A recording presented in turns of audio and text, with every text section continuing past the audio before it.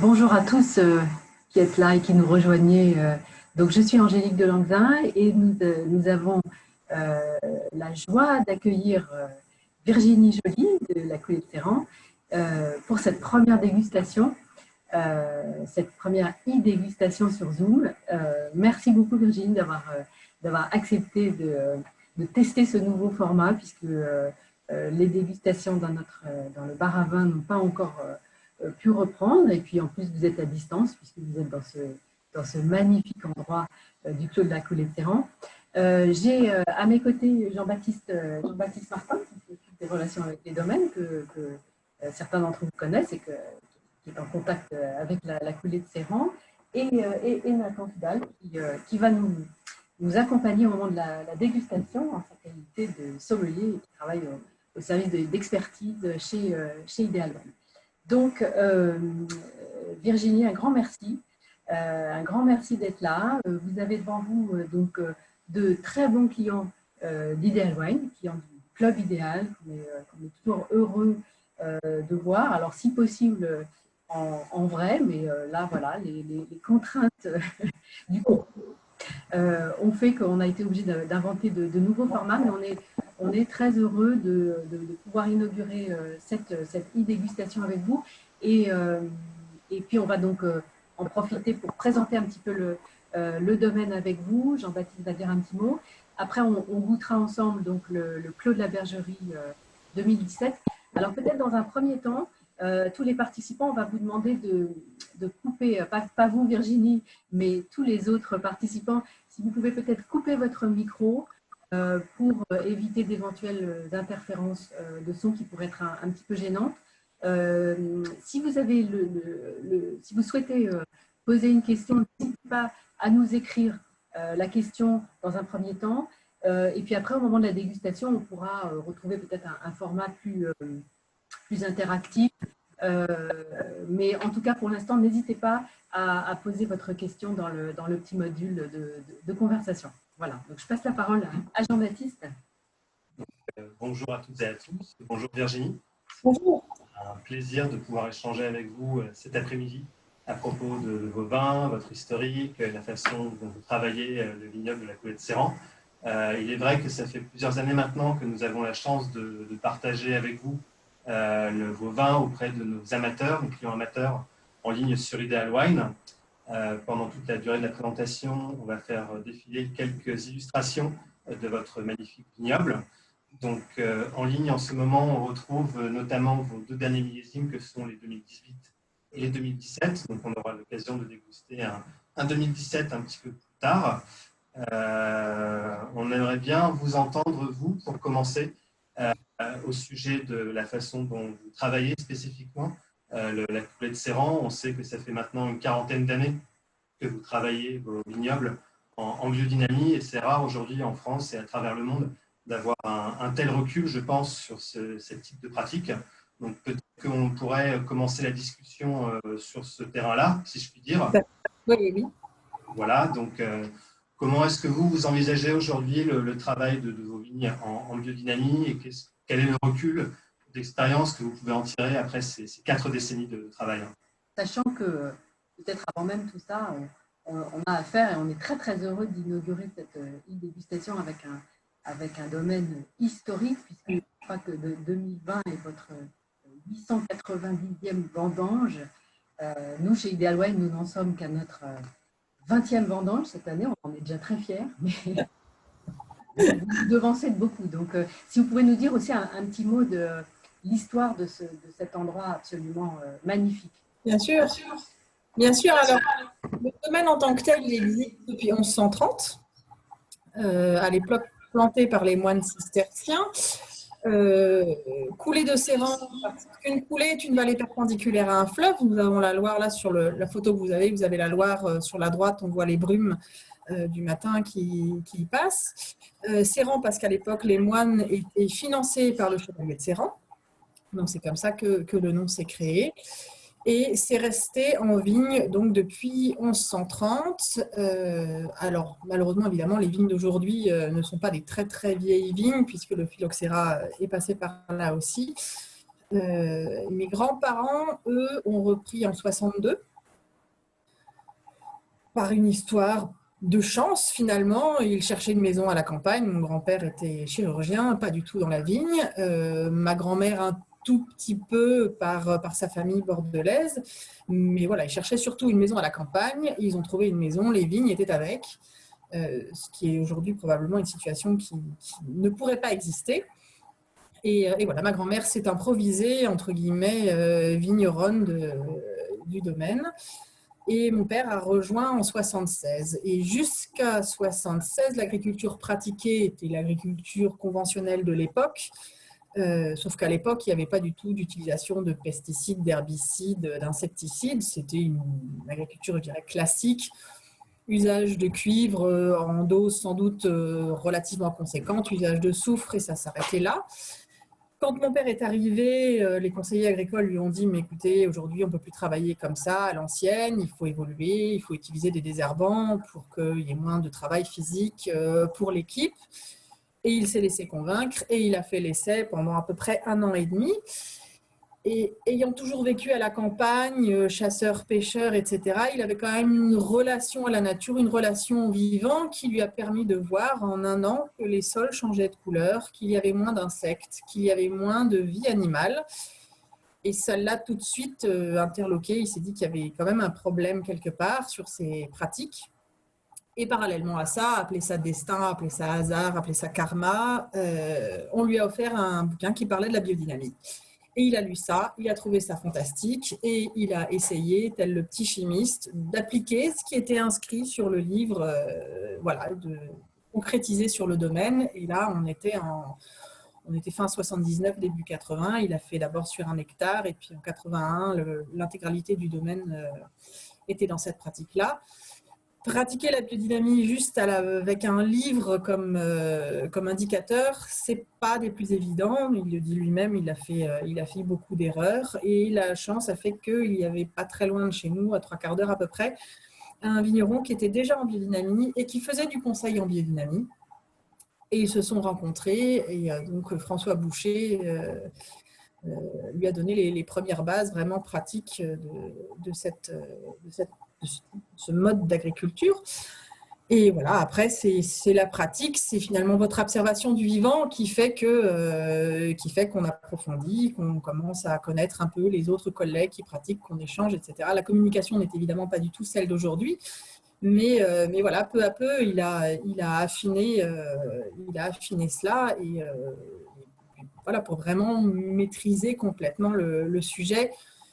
Il le dit, lui, au bout de 10 ans, vraiment, il avait vraiment fait le tour de la question. Et puis après, c'est l'évolution de chacun qui fait qu'on va développer les recherches un peu plus dans un sens plus que dans l'autre. Pour moi, c'est beaucoup plus facile. Je suis née dedans. Donc, je ne connais rien d'autre. Je ne sais pas appliquer un engrais chimique. Je ne sais pas utiliser un désherbant. Voilà, j'ai passé le diplôme du certifito comme tout le monde parce qu'il faut qu'on l'ait pour manipuler. Mais j'ai aucune idée de comment ça fonctionne. Donc pour moi, de reprendre un vignoble qui a 40 ans ou pas loin de biodynamie, c'est très très facile. Parce que naturel. Oui, c'est naturel. Et puis la vigne a une résistance, évidemment, de par cet historique qui est un gros plus. Faire une conversion dans le début des années 80 avec un climat qui était encore à peu près cohérent, c'est pas la même chose que faire une conversion aujourd'hui. Clairement pas. Donc, je suis assez admirative des domaines qui font des conversions aujourd'hui. Souvent, ce sont les enfants qui reprennent le domaine familial et puis qui décident de passer du conventionnel à la biodynamie. Les premières années, c'est pas évident parce que vous avez quand même clairement une baisse de rendement qui sera pas évitable. Et vous voulez dire que les changements climatiques, en quoi est-ce que les changements climatiques rendent plus compliqué? C'est parce qu'il y a plus d'aléas? Parce que vous avez beaucoup plus d'aléas, vous avez une météo qui est beaucoup plus variable.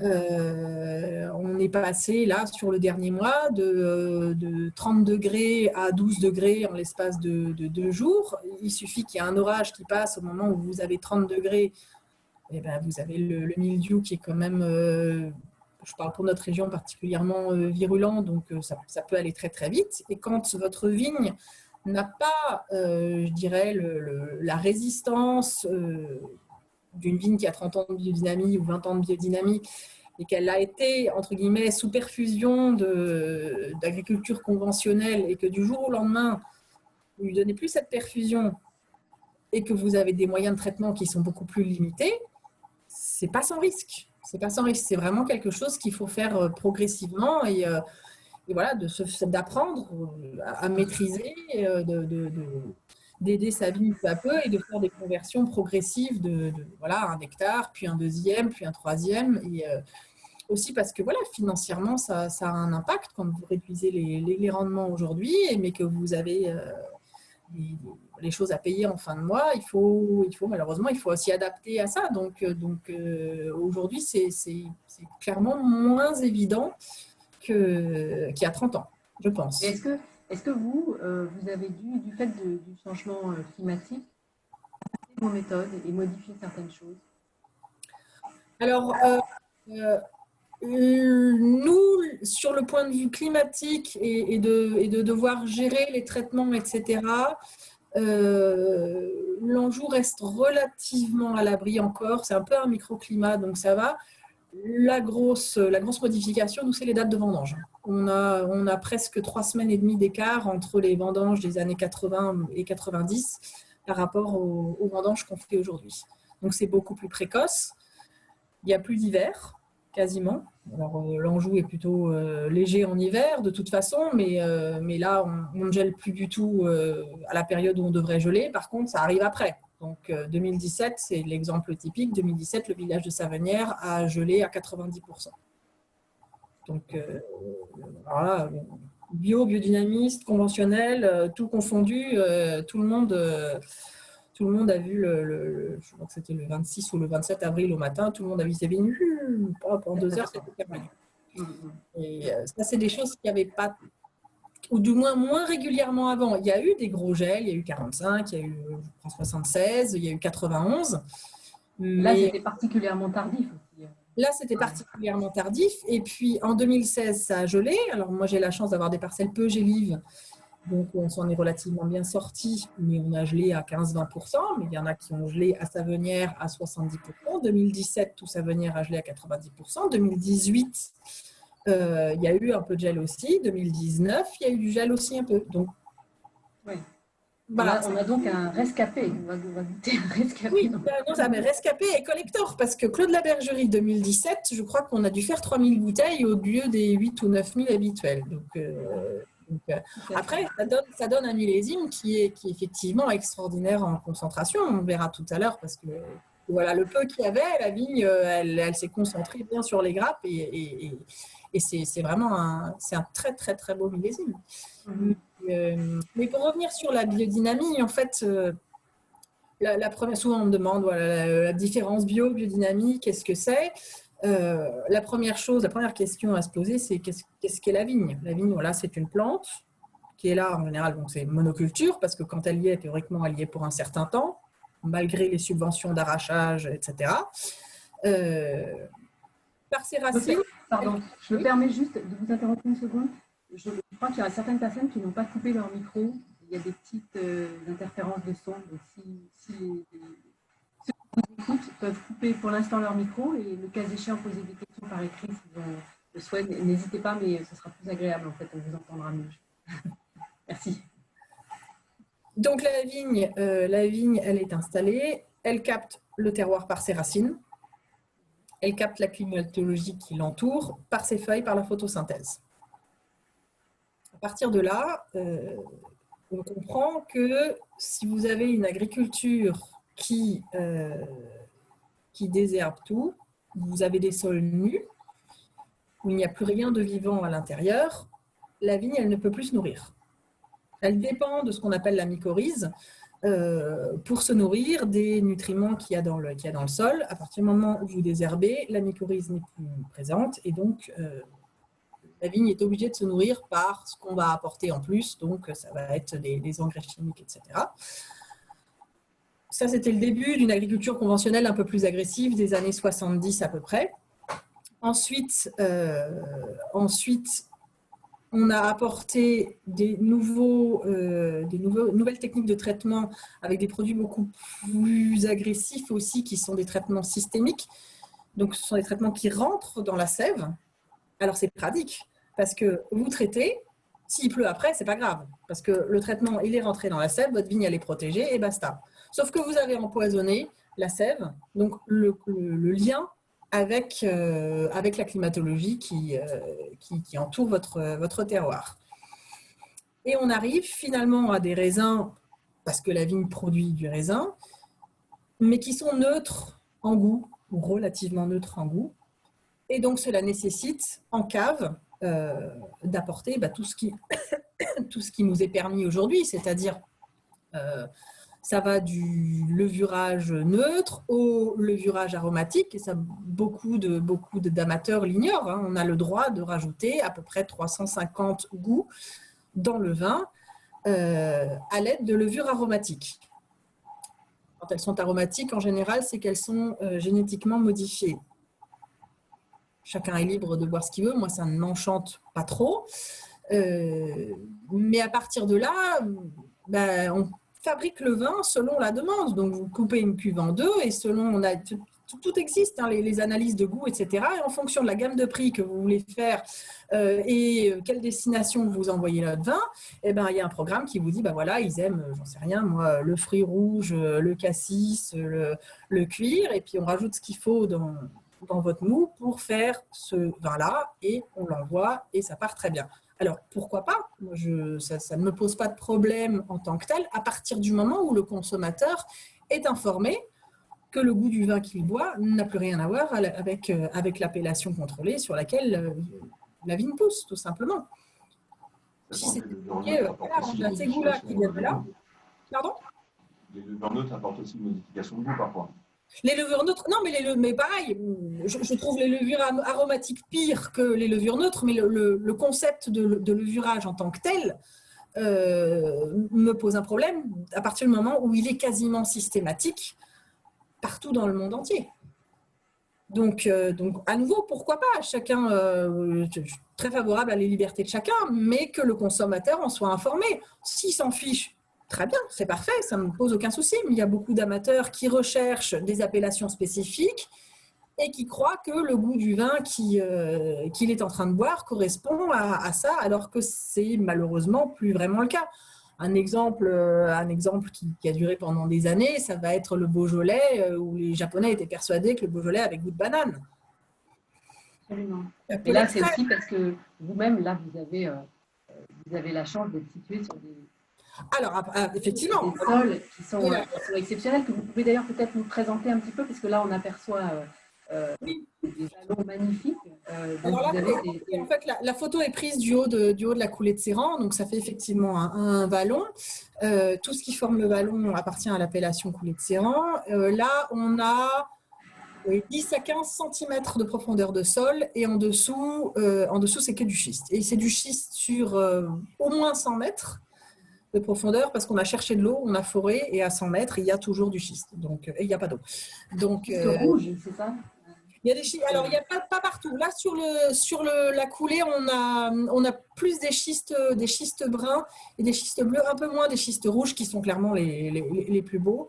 Les schistes rouges, je les retrouve un peu plus sur la cuvée du Clos de la Bergerie, qui, elle, donc ce sont les vignes qui sont juste devant le manoir là, qu'on a au fond de la photo. Principalement, Bergerie, on a un assemblage de 4 parcelles qui sont sur ce secteur-là. Et là, on a une profondeur de sol d'à peu près 50-60 cm. Et ensuite, c'est le schiste. Petite différence. On remarque bien ici que tous vos rangs sont enherbés.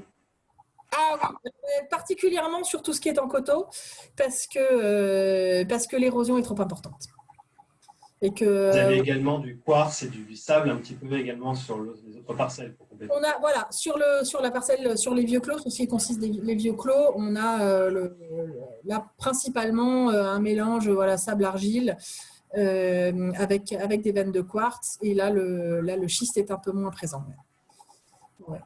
Mais donc la biodynamie, finalement, ça n'est pas grand-chose de plus que de reconnecter la vigne avec son sol, son terroir et ce qui l'entoure. Donc on va avoir des préparations à base de bouse de vache compostée, à base de différentes plantes compostées, qui chacune vont amener une vie microbienne qui leur est propre. C'est répandu sur les sols, soit à travers de traitements de dynamisation, donc mélangé avec de l'eau, soit avec un apport de compost. Et finalement, toute cette vie microbienne qui correspond à chacune des plantes et à la bouse de vache comportée vont multiplier la vie du sol et de par ça, multiplier la mycorhize et aider la vigne à capter un maximum de l'information du sol. Et c'est ce qui va lui permettre d'exprimer le terroir au maximum sur notre lieu. Alors, c'est sûr qu'il y a aujourd'hui beaucoup d'endroits qui probablement seraient plus adaptés pour du blé ou de la betterave. Il faut se poser la question de est-ce qu'on a besoin de planter de la vigne partout, mais il est certain que nous, on a effectivement cette chance, c'est un luxe énorme d'avoir des terroirs qui sont particulièrement extraordinaires. Ensuite, ce qui est important aussi, c'est que, alors donc oui, vous voyez, nous on est en enherbement total sur tout ce qui est en coteaux. Sur ce qui est en plat, on travaille sous le rang. Donc, on passe des lames. C'est vraiment des nettoyages très légers et on ne descend pas beaucoup plus que 10 cm de profondeur. Voilà nos tondeuses à l'hiver, qui sont des moutons douessants, qui sont très pratiques parce que le mouton douessant est un des plus petits moutons au monde et donc il passe sous les fils, il n'abîme pas. Donc ça c'est un gros avantage parce qu'il y a un apport de fumure direct et puis ça entretient l'enherbement pendant toute la période de l'hiver après la vendange. Le seul problème du mouton, c'est qu'il trouve toujours un moyen pour trouver un trou dans une clôture et qu'il se retrouve toujours dans la vigne au moment où on ne veut surtout pas l'avoir, c'est-à-dire au printemps. Et comme ce sont des moutons sauvages, la course-poursuite est toujours assez folklorique pour les ramener dans leur enclos. Est-ce que les moutons doivent agir à certaines périodes de l'année? C'est vraiment la maîtrise de l'enherbement. Parce que vous économisez un passage de girobroyeur, de tondeuse dans le vignoble en les ayant à l'hiver. Et puis la présence animale dans un vignoble qui est une monoculture, c'est aussi toujours un plus parce que vous amenez à nouveau une autre vie d'insectes qui accompagnent, etc. Et c'est un équilibre dans l'écosystème. On a des parcelles qui sont en prairie qui pourraient être plantées en vigne, mais qu'on se refuse à planter en vigne justement pour garder un peu ces points d'oxygène et toujours être dans l'équilibre complet du vignoble. Donc on a les moutons, mais on a les ânes, on a les vaches, on a les chevaux, on a les poules. Voilà. 30 millions d'amis à la maison. Et sur le plan énergétique, leur présence a un impact selon les saisons? Leur présence, oui. Alors moi, j'en suis convaincue, et la plupart des biodynamistes en sont convaincus. La présence d'un animal, c'est toujours un plus parce qu'il y a une forme de symbiose avec l'ensemble, évidemment, mais le rapport vigne-animal est important, encore plus avec les chevaux. Il y a vraiment un rapport intéressant. Et puis, c'est agréable aussi, tout simplement. C'est agréable. Donc, si nous, visuellement, on est content, c'est bien aussi. Donc, ça, c'est une parcelle qui rentre dans l'assemblage du Vieux Clos de Savenières, qui, elle, est du coup plein est, et donc la Loire qui est derrière. Alors, la proximité, justement, de l'eau, et ces fameuses brumes magnifiques Oui. que l'on voit, quel est l'impact? Parce que vous avez évoqué le mildiou et cette humidité que vous devez combattre, enfin, en tout cas bien surveiller. Comment vous gérez ça? Alors, non, pour nous, en l'occurrence, les cisterciens, la plupart des vignobles qu'ils ont plantés, c'était toujours proche d'un fleuve. Ouais. Parce que vous bénéficiez finalement d'un double apport du soleil, hein, en direct et de par la réverbération sur l'eau. La Loire est extrêmement positive pour nous, justement sur la période, là, en ce moment, printemps, début d'été, parce qu'elle fait une frontière, contrairement à ce qu'on pourrait penser. Il pleut plus de l'autre côté de la Loire que du côté de Savenière. Ah oui? Donc ça nous abrite un petit peu. Et pareil, les courants de grêle sont en général parallèles à la Loire et ne traversent pas. Donc c'est plutôt positif. Et les brumes, en fait, c'est principalement à l'automne. Et nous, on les attend puisqu'on est toujours favorable à la présence de botrytis dans la vendange, en volume raisonné quand même, mais la combinaison sur nos terroirs, hein, sur nos vins, et c'est ce qu'on aime faire, la combinaison botrytis sur le chenin avec un sol de schiste, si vous lui laissez un peu de temps, c'est vraiment une expression de la minéralité qui est extraordinaire. Oui, on va avoir l'occasion effectivement. Voilà. Et ça, c'est vraiment quelque chose qu'on recherche. Et voilà, les brumes arrivent en général toute fin septembre, début octobre. Donc, quand on vendange plus tôt, on a moins de botrytis parce que tout simplement, les brumes ne sont pas là et le botrytis n'est pas encore développé. Et les vendanges plus tardives, en général, il y a un peu plus de botrytis. Et ce botrytis, vous le recherchez sur toutes vos cuvées? Oui, sur toutes nos cuvées. Là, pour le coup, on ne fait pas de différence ni du point de vue agricole, ni du point de vue de la vendange, ni en cave, entre les trois vins, pour vraiment montrer à quel point, sur une distance très courte et sur des variations de terroirs, ça reste quand même une même région et globalement des terroirs très similaires, à quel point les vins peuvent être différents. Donc, il y a en général sur les trois cuvées le même taux, à peu près le même pourcentage de botrytis. Et qu'en est-il du soufre? Ah, le soufre, grande question, le soufre. Alors, nous, on fait partie des bio et biodynamistes qui sommes plutôt favorables au soufre. À nouveau, c'est des décisions extrêmement individuelles et en aucun cas, je vais vous dire le soufre est mieux qu'autre chose ou moins bien qu'autre chose.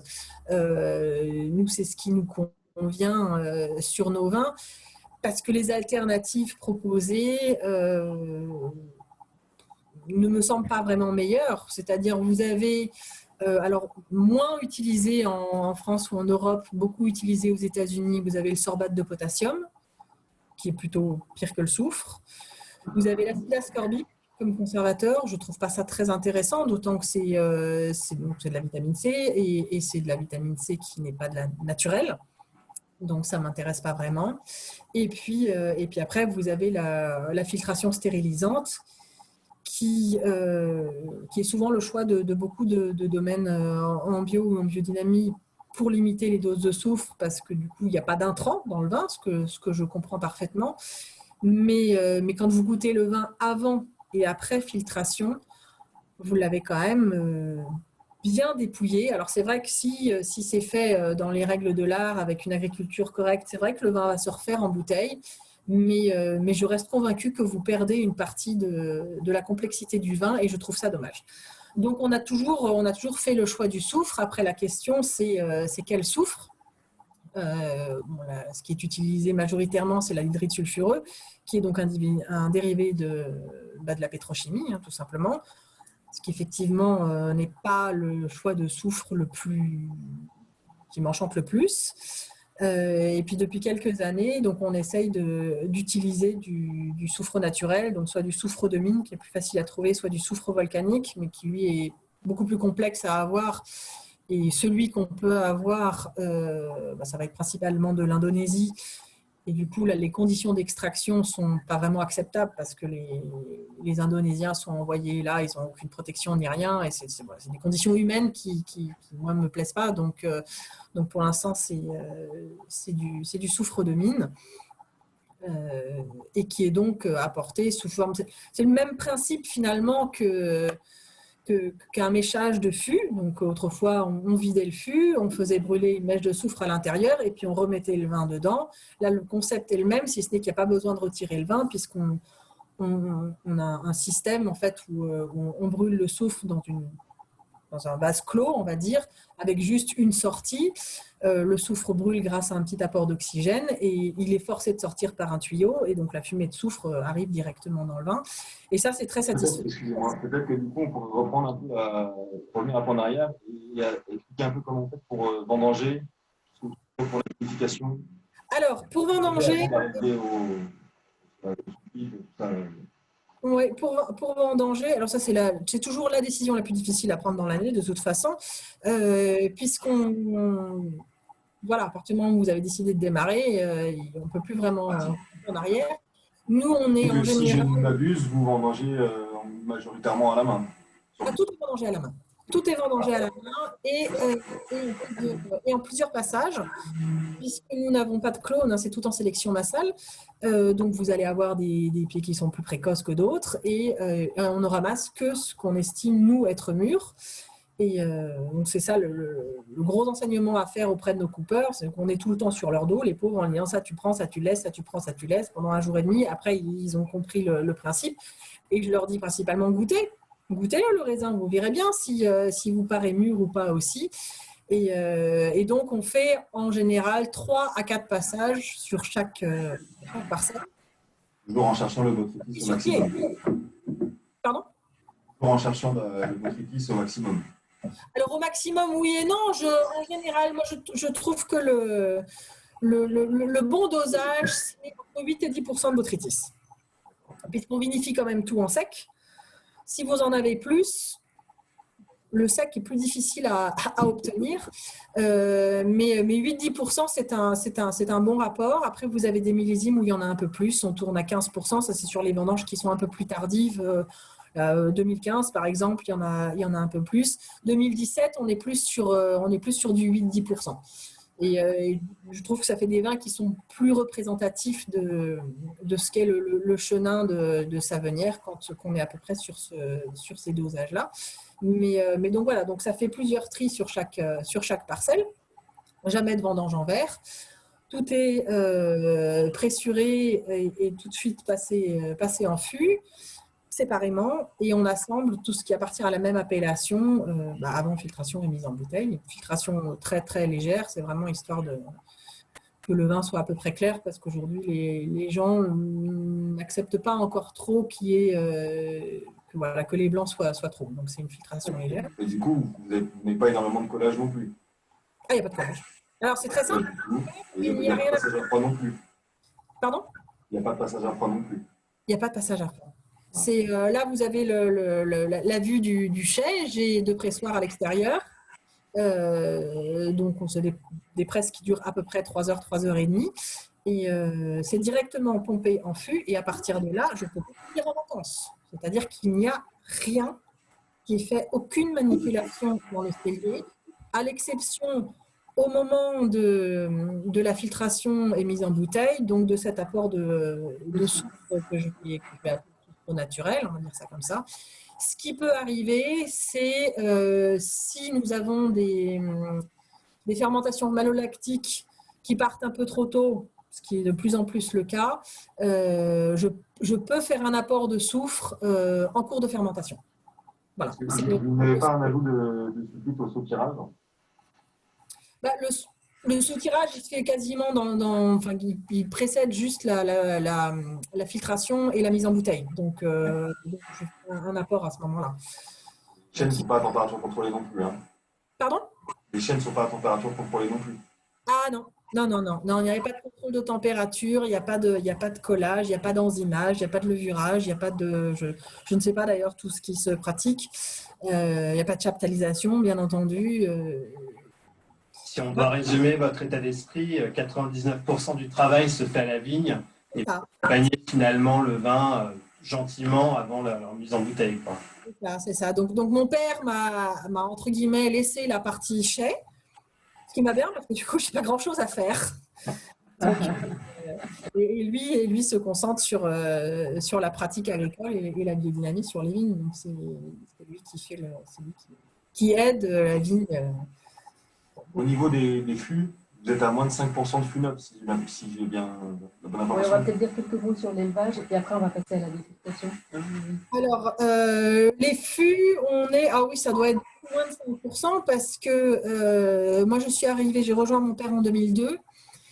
Il avait changé la fûtaille en 2001, à peu près la moitié. Et depuis 2002, j'ai racheté un fût de 4 hectos et 2 barriques de hectos. Voilà. Donc voilà. C'est des fûts bien de beaucoup, beaucoup, beaucoup de vin. Mais à partir du moment où vous avez la possibilité de les nettoyer correctement, nous on a donc un Karcher à eau chaude et puis nettoyeur à vapeur à eau chaude aussi. Ça pose pas de problème. Ce qui nous intéresse, c'est finalement le contenant, le volume, la forme de la barrique qui est intéressante. Et à partir de là, il n'y a pas de nécessité. Le bois neuf, pourquoi pas? À nouveau, c'est un choix individuel, mais ça marque quand même les vins et je trouve que ça détourne de ce qu'est le terroir finalement. Donc peut-être que certaines régions, certains vins, certains cépages ont besoin de ça pour mieux s'exprimer. Moi, pour le chenin, je ne trouve pas ça utile. Mais ça n'engage que moi. Donc voilà, après l'élevage de 6 à 8 mois, j'ai des fermentations qui sont longues. Là, vous voyez, on est début juillet, j'ai toujours un lot qui fermente encore. J'aurais bien voulu qu'il ait fini pour faire ma mise en bouteille maintenant, mais ça ne sera pas le cas. Donc, il va falloir qu'on attende septembre, juste avant les vendanges, pour mettre les 19 en bouteille. Ça va être tendu. Oui, ça va faire beaucoup de choses en même temps. Non, on n'a pas beaucoup de marge de manœuvre. On va avoir 8-10 jours qui vont être assez intenses. Mais voilà, en moyenne, les fermentations durent 4 mois. Et puis ça reste sur lit fine voilà, pendant 3 mois supplémentaires. Et on met en bouteille. J'ai un chai qui est assez petit, donc je suis obligée d'avoir tous mes vins mis en bouteille avant la campagne qui suit, parce que je n'ai pas la place de stocker de campagne, et donc je n'ai pas la possibilité de faire des élevages plus longs.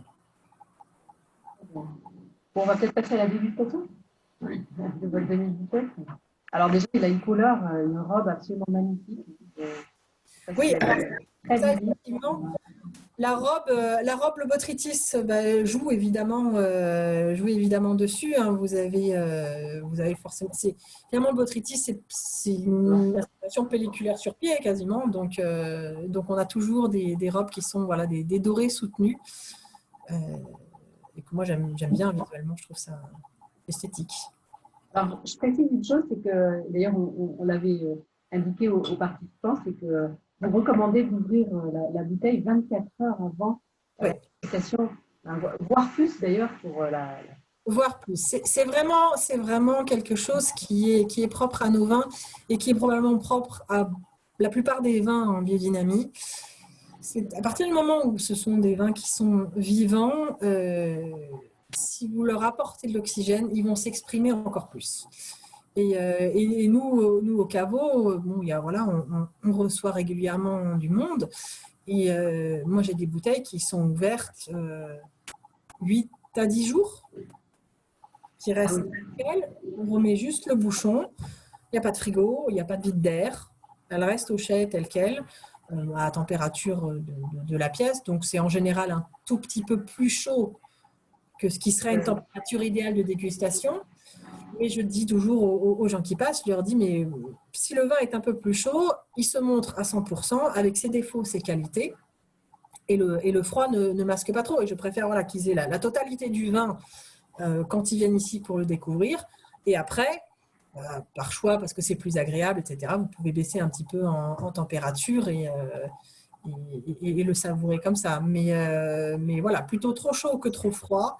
Et définitivement, sur des millésimes jeunes, sur les 5 premières années de vieillissement, vous pouvez absolument ouvrir 24 heures avant dégustation. Sur vos contre-étiquettes, sur vos contre-étiquettes, vous indiquez que le carafage peut s'avérer être utile. Et c'est un moyen d'accélérer, si je puis dire, le processus. Ouais. Tout à Ouais, tout à fait. Si, si soudainement vous avez envie de boire un de mes vins, ce que je souhaite, bien entendu, L'envie pressante. j'ai pas couvert 24 heures avant, ah bah, je vais pas le boire. Non, dans ce cas-là, effectivement, vous faites un carafage, voire un double carafage. Et puis après, il va évoluer au long de la dégustation. Mais c'est vraiment un test intéressant. Et c'est un test intéressant pour aussi se constituer une cave. Vous achetez une bouteille, quelle qu'elle soit, et puis vous la goûtez sur 15 jours. Tous les jours un peu. Et vous voyez comment ça évolue. Est-ce que, en cas de carafage, vous conseillez aussi à nos clients d'agiter la carafe pour une distillation un peu plus importante et plus rapide? Oh, vous pouvez, ça ne nuit pas. Après, plus le millésime est ancien, plus vous réduisez soit le temps d'ouverture, soit la carafage et vous agitez un peu moins. Mais vous pouvez tout à fait agiter un peu. Hein. Faites le même exercice lorsque vous dégustez vos propres vins en primeur? Alors, je déguste assez peu mes vins en primeur, mais oui, c'est vraiment intéressant de voir le temps qu'il va tenir. Et en fait, maintenant, c'est ce qu'on fait par plaisir, par amusement aussi, tout simplement. Hein. J'ouvre régulièrement des bouteilles avec mon père, avec mon frère. Alors, on a une salle à manger avec un buffet où en ce moment, il doit y avoir pas moins de 25 bouteilles de toutes régions, pays confondus. Et puis, on les a sur 3 semaines, 1 mois d'ouverture. Et clairement, les vins en biodynamie ont une tenue, une résistance à l'air qui est beaucoup plus grande, ce qui en fait des vins intéressants à garder en cave. Voilà, vous savez que potentiellement, c'est des vins qui pourront tenir 15-20 ans. Si le vin ne tient pas 24 heures ou 48 heures d'ouverture et qu'après, il n'y a plus rien dans la bouteille, j'ai envie de dire, buvez-les assez rapidement parce que voilà, ce seront potentiellement des vins qui n'auront pas un potentiel de garde intéressant. Mais en rajoutant ce paramètre de temps d'ouverture, vous complexifiez encore davantage l'exercice de dégustation à l'aveugle. Ah oui. C'est très. Mais c'est ça qui est amusant. Ouais. Est-ce que là, vous pourriez peut-être donner à nos clients une fourchette de dégustation par rapport à la mise en vente de vos bouteilles? On va attendre combien de temps à peu près en cave avant qu'il soit vraiment maximum? Alors, sur Vieux Clos et Clos de la Bergerie, très honnêtement, au bout de 2-3 années de vieillissement, vous avez déjà un beau potentiel du vin si vous ouvriez 24 heures avant. Je dirais au bout de 5-7 ans, vous avez 80-90% du potentiel du vin. La coulée, il faudrait l'attendre avant de commencer à l'ouvrir, peut-être quand même 4-5 ans. On peut l'ouvrir plus jeune, bien entendu, avec toujours ce principe de potentiel d'avance. Mais voilà, vous n'aurez quand même pas toute la complexité qu'elle peut donner, je pense. Vous pensez que la majorité de vos clients consommateurs les gardent justement pour obtenir de belles surprises au bout de N années, ou bien ce sont davantage des personnes qui auraient tendance à boire un vin sur la jeunesse? Il y a les deux. Franchement, il y a toute une tranche de nos consommateurs qui effectivement achètent pour garder. Mais il y a aussi toute la nouvelle génération qui, elle, n'a pas forcément la cave parfaite pour garder ou qui, dans son parcours de vie, va évoluer, changer de pays, bouger, etc. Et qui, du coup, elle consommera plus jeune. Et c'est bien aussi, j'ai envie de dire, la première raison pour laquelle on boit un vin, c'est surtout de se faire plaisir et pas trop de se prendre la tête. Donc certes, la coulée, c'est un vin qui demande peut-être un peu plus de réflexion, mais il faut avant tout se faire plaisir. Donc s'ils ont envie de les boire jeunes et le vin est quand même présent jeune aussi, ça va bien. En tout cas, nous, on a suivi au conseil, on a ouvert ce flacon donc 24 heures à l'avance. Est-ce que vous avez goûté à l'ouverture? Je ne suis pas la personne qui a ouvert l'ouverture, mais je crois que ça a été goûté. On s'est assuré qu'il n'était pas bouchonné. Ouais, voilà. C'était la première étape. C'est important. Et, du coup, nous commande peut-être le vin maintenant, parce que là, on a vraiment quelque chose d'assez magnifique. Alors, du coup, on va faire par étapes. Hein. Donc, la couleur, on a une belle couleur or.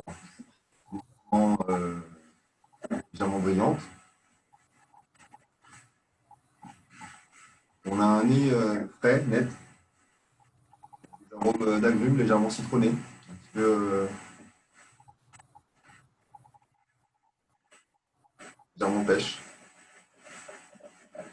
Il y a des fruits blancs et jaunes.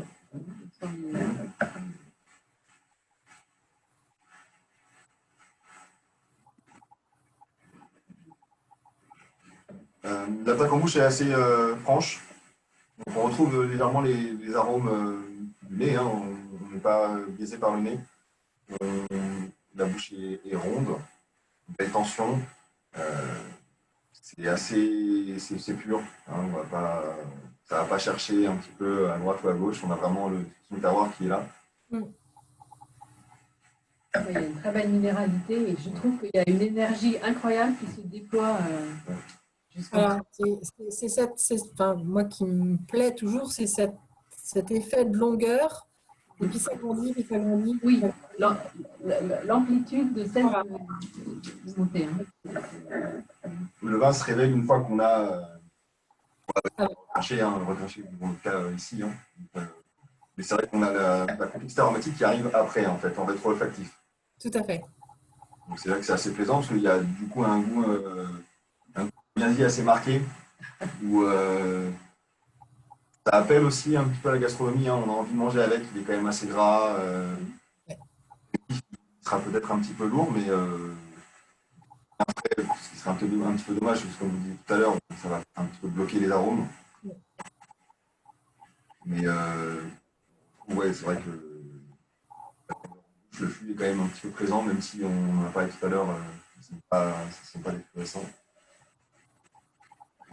Je ne sais pas si vous avez peut-être des commentaires à faire. C'est un vin qui déborde d'énergie. Hein. Il a énormément de choses à raconter malgré son très jeune âge. Et c'est vrai que ça donne envie de le consommer dès à présent, mais aussi de le garder pour voir le type de surprise qu'il peut nous apporter au bout de quelques années de garde. Quoi. Je pense que On a affaire à un vin en biodynamie, vraiment. C'est très, très, très... Il y a à la fois la finesse et il y a cette énergie. Voilà. Mais beaucoup de douceur aussi. Ça, je trouve assez. Oui, alors sur les 17, alors ça c'est quelque chose de. Je pense qu'on doit être à la limite du sec. Hein. Il doit y rester à peu près 3,5 grammes. Mais le chenin, qui a cette acidité naturelle magnifique, arrive tout à fait bien à contrebalancer ça. Et donc, vous avez effectivement un sentiment de douceur sans que ce soit vraiment lourd et dominant. Et c'est tenu par cette acidité derrière. Et, alors, c'est vrai que chez nous, on décrit toujours très, très peu les vins parce que c'est quelque chose de tellement personnel. Chacun arrive avec son histoire. Et va retrouver des choses dans le vin que l'autre ou que nous, on ne va pas forcément retrouver. Et c'est ça la magie du vin. Et en effet, c'est quand même plutôt des vins de gastronomie plus que des vins d'apéritif parce que l'acidité va porter le gras d'un plat ou la générosité d'un plat. Et du coup, ça va faire un espèce de principe d'espalier et puis les deux vont se renforcer pour s'exprimer encore mieux. Mais après, voilà, pas non plus besoin de passer 4 heures en cuisine. Un plateau de fromage, de vrai fromage au lait cru, etc., ça ira tout à fait bien. Hein. Des chèvres secs, des comtés, sans vouloir faire concurrence aux collègues jurassiens, ça matche très très bien et ça reste voilà, simple. Donc ça peut coller avec un apéritif fromage. Et alors vous Virginie, c'est quoi votre accord préféré avec ça si on se met... Mon accord préféré, c'est toujours avec des bons amis. Après, c'est très variable. Autant j'adore cuisiner, mais j'ai pas forcément toujours envie de passer beaucoup de temps en cuisine. Donc ça peut, voilà, comme je dis, ça peut être un plateau de fromage, voilà, de différentes régions. Mais ça colle très bien avec ce qui est le plat classique de Loire, un poisson qui soit d'ailleurs d'eau douce ou d'eau de mer avec un beurre blanc. Et ça, c'est magique. Oui, parce qu'il supporterait très facilement un plat en sauce. Hein. Il n'y a pas de problème. Oui. Des morilles, exactement. des rôtis. Sauce à la crème, des champignons, des morilles, c'est extra avec. Avec du livret, même. Hein. Ouais. Ça ferait un bel accord de mariage. Où vraiment, là, les deux seront poussés vers le haut. Ouais, exactement, exactement. Ça c'est des choses qui vont très très bien. Alors peut-être que on peut demander à notre jolie assemblée si certains d'entre vous avaient des questions à poser à Virginie ou des remarques par rapport au vin, pour ceux d'entre vous qui l'ont goûté. Je précise que certains soit avaient déjà les bouteilles chez eux ou en ont acheté préalablement à cette dégustation pour pouvoir le goûter. Donc, si vous avez une question, je vous suggère peut-être d'ouvrir votre micro et puis de lever la main peut-être. C'est un peu scolaire de vous dire ça. Mais... Monsieur Boileau a raison, on retrouve un petit peu les notes de pomme, hein. Tout à fait. Oui, tout à fait, tout à fait. Et la combinaison avec le riz de veau est pas mal aussi. Ça, c'est une belle idée. Ouais. Le riz de veau Maurice, ça doit être... à l'heure où on parle, ça commence à être assez intéressant comme suggestion.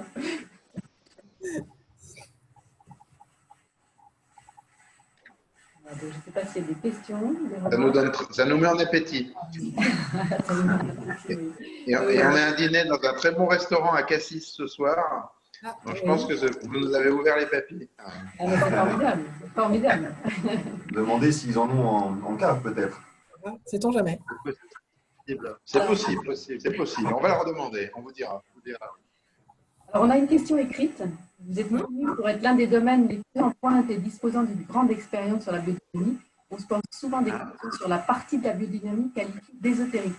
Quels éléments vous permettent de juger de l'efficacité de ces pratiques? Comment voyez-vous la différence entre les effets de la bio et de la biodynamie? Et vous, aux détracteurs de la biodynamie? Virginie, là, on est parti pour la soirée, là. Non, on aurait pu être dans les délais de... Mais non, alors, c'est effectivement... Moi, je dis toujours, il y a autant de biodynamie pratiquée qu'il n'y a de biodynamistes. C'est-à-dire, vous avez des pratiques de base, hein, des traitements qui sont à faire, donc à base de bouse de vache compostée, de différentes plantes compostées. On a un traitement qui est plus connecté à la photosynthèse à base de quartz. Donc, à partir de là, vous pouvez avoir une pratique totalement, je dirais, basique, on va dire, intellectuelle. Après, à chacun de développer, s'il le sent ou pas, la connexion vers autre chose, parce qu'à partir du moment où on réussit à agir sur les sols ou sur la photosynthèse avec un apport de matière extrêmement réduit, nous, les traitements de biodynamie, pour ce qui est des traitements qui vont au sol, on parle de 100-150 grammes hectare. Le traitement à base de quartz, on est à une pointe de couteau hectare. Donc c'est de la matière qui n'en est pour ainsi dire plus, parce que c'est dilué dans de l'eau, 300-400 litres d'eau, et c'est ensuite répandu sur les sols ou sur les feuilles. Donc, à partir de là, c'est un peu comme les principes de l'homéopathie. On n'est plus sur un apport de matière, on est sur un apport, je dirais, que je qualifierais plus d'énergétique. Mais quand on utilise le mot énergétique, souvent ça interpelle.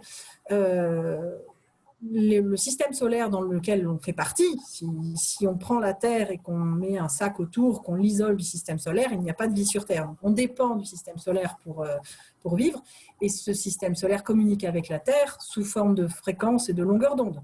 Exactement comme un téléphone portable aujourd'hui. Tout le monde trouve ça normal qu'un téléphone portable appelle un autre téléphone portable alors qu'il n'y a rien entre les deux, il n'y a plus de fil ni rien.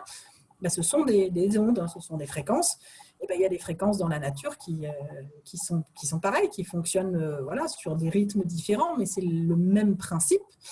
Et donc, à partir de là, quand vous êtes en biodynamie, vous vous interrogez sur comment est-ce qu'on peut aider cette communication de la vie sur Terre et de la vigne en l'occurrence pour nous, avec le système planétaire qui l'entoure pour le renforcer, lui apporter le fait d'être une vigne saine, etc. Et c'est là où agit la biodynamie. Alors, ceux à qui ça ne parle pas, libre à eux de ne pas aller plus dans cette direction. Et puis ceux qui s'interrogent, ils vont aller plus sur des questions, on va dire, plus ésotériques. Mais à chacun de faire son choix et de décider. La différence entre la bio et la biodynamie, elle va être physiquement, visuellement assez infime. Nous, on a fait à l'époque, quand mon père a commencé, il voulait être très pragmatique. Hein, il a composté le fumier de vache selon la méthode biodynamique, c'est-à-dire dans des cornes de vache. Enfin, d'ailleurs, c'est pas le fumier, c'est de la bouse. Et il a composté une autre partie de la bouse dans un pot en terre. Voilà. Il a enterré les deux au même endroit. Et puis, il a fait faire une analyse des deux pots en disant lot 1, lot 2, en ne donnant pas plus d'explications. Et le lot composté dans une corne de vache avait 10 000 fois plus de vie microbienne que le lot qui était dans un pot de terre. Donc, c'est qu'il y a un effet. Après, on a envie de savoir pourquoi il y a un effet ou pas, mais il y a un effet et ça fait partie de notre monde. Les détracteurs de la biodynamie, ma foi, tout le monde ne pratiquera jamais la biodynamie, ça n'existe pas. Et à nouveau, c'est la liberté de chacun. Je préfère avoir un sol vivant et pouvoir me promener dans mes vignes et manger le raisin en direct sans me demander ce que je mange en plus avec, plutôt que d'avoir un sol complètement nu et de m'interroger sur l'effet de santé que peuvent avoir certains traitements. Mais à nouveau, c'est ma liberté de décision et il y a plein de gens qui s'en fichent royalement et qui disent que ça ne marche pas, ça n'existe pas. Très bien. Au vu de votre analyse, qu'est-ce que vous pensez des gens qui ont fait le choix, eux, de passer en nature, de mettre 0 intrants, ne pas mettre de pesticides? Vous pouvez le faire, vous, techniquement. Oui, moi je suis la méthode nature, je suis plutôt favorable. Effectivement, si j'arrive à avoir des vins qui sont stables sans aucun apport extérieur, oui, j'ai envie de dire oui. Le problème que j'ai avec la mouvance nature, jusqu'à il y a quelques mois, c'est que vous pouviez mettre que vous êtes nature à partir du moment où vous ne mettiez pas de soufre. Mais vous pouviez être en conventionnel dans les vignes. Sauf que les gens sont nature et ils se disent c'est bio, voilà. Donc, et ça n'est malheureusement pas le cas. Alors la plupart des natures sont bio, mais pas tous. Et je trouvais qu'il était important de poser un cahier des charges et qu'il y ait un engagement véritable face aux consommateurs sur la pratique nature. Alors maintenant, ça a évolué, heureusement, grâce entre autres à Jacques Carroget. Donc je crois que ça s'appelle méthode nature. Le cahier des charges qui vient d'être déposé. Un cahier des charges qui impose l'agriculture en bio et auquel cas je trouve ça extrêmement positif. Moi, à nouveau, après, ça pose la question de qu'est-ce que vous choisissez pour être sûr d'avoir des vins stables. Nous, sur des blancs avec botrytis, je vous avoue que c'est un peu plus compliqué. Ouais. Et j'exporte à 70% la production. On peut me reprocher effectivement de me poser la question de est-ce que c'est bien judicieux d'envoyer les vins aux quatre coins du monde à l'ère d'aujourd'hui. Ça, effectivement, j'entends bien l'argument et si je pouvais tout vendre en France, je préférerais. Mais voilà, pour l'instant, c'est beaucoup d'export.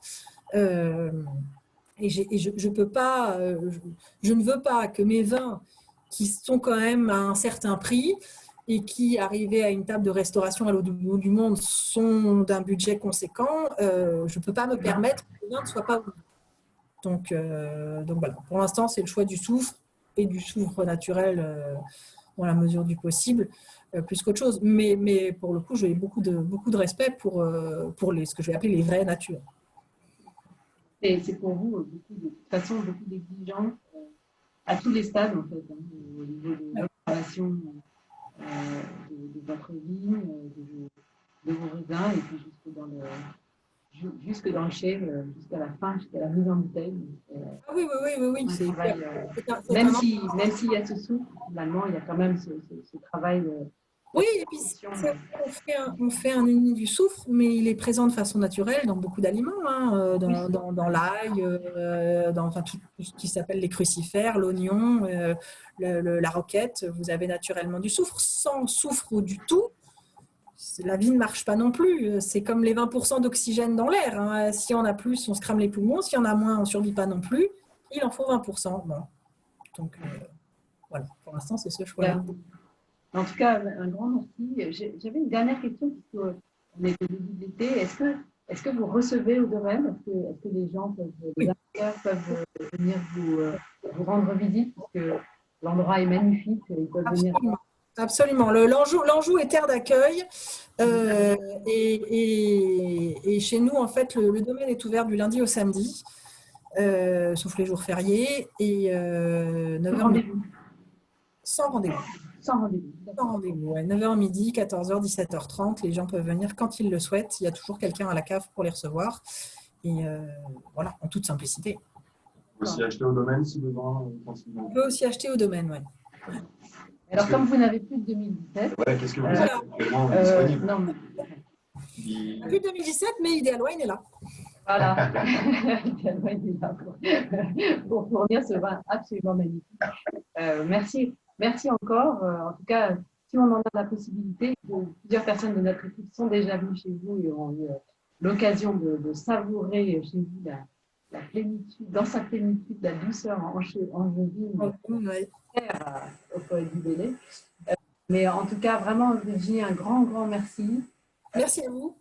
On espère vous voir pour de vrai un jour, peut-être chez nous, peut-être dans un cadre autre. Mais en tout cas, vraiment, merci d'avoir pris ce temps de nous partager ce vin absolument magnifique, mythique pour beaucoup d'amateurs. Merci beaucoup à vous de m'avoir donné l'opportunité et puis bonne dégustation à ceux qui ont ouvert peut-être des bouteilles chez eux et bon dîner. Merci à tous les clients. Un rendez-vous de réservation de restaurants qui peut-être pourront. Oui. À très bientôt. À très bientôt. Merci beaucoup. Merci. Au revoir. Au revoir.